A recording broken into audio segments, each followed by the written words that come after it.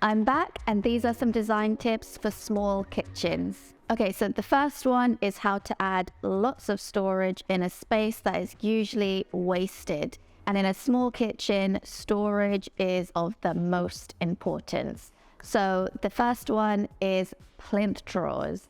So the plinth is the section at the bottom of your kitchen. You usually have a panel that kind of hides the feet that all of the units sit on. And in this space, you can actually put drawers. So not all kitchen suppliers offer plinth drawers. If they don't, you can always come and see me at Finchley Kitchens. We do offer plinth drawers. So the plinth is just a really great place to have maybe a bit more long-term storage, or also a great place to keep kind of larger dishes and things like that. So maybe something you're not going to be wanting to grab for constantly because you do have to go down to the floor to get it. But if you don't have any plinth drawers, that whole space is just wasted. So that is a great one to add storage. So the next one is to have integrated bins under your sink.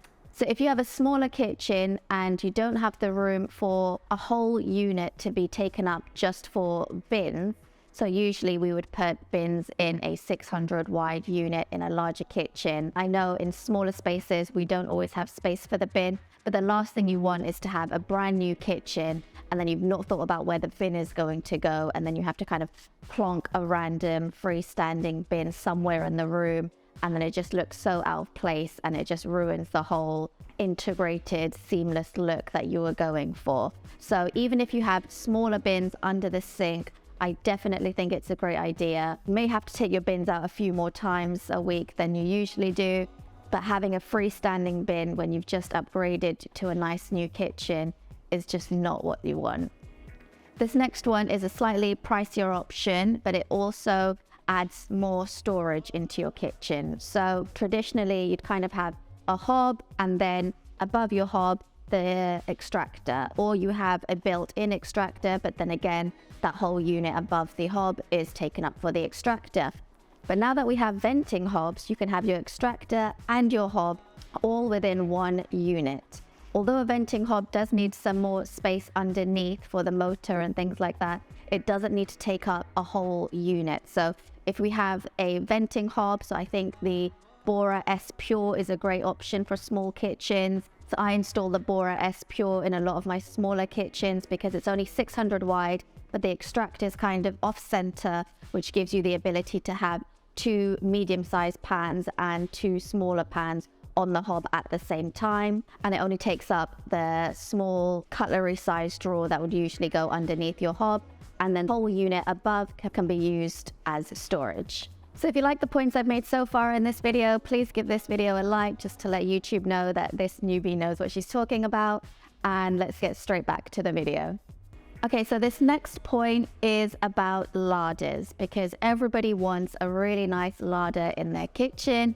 But of course, larders take up a lot of space. So usually you'll see on Pinterest or Instagram that kind of double door larder, and you open it and it's got a nice wood interior, and it's a great place to kind of have a toaster and a kettle and kind of a breakfast station. In a smaller kitchen, you don't always have the space for a nice big larder. A really great option is a pull-out larder. So you can get very narrow ones. I will say you do want to get one that's sturdy because not all pull-out larders are created equal. If you don't have a good quality mechanism, it can really affect the unit when you start putting lots of weight in there, especially if you're using this for heavy items like rice and flour and tins and things like that.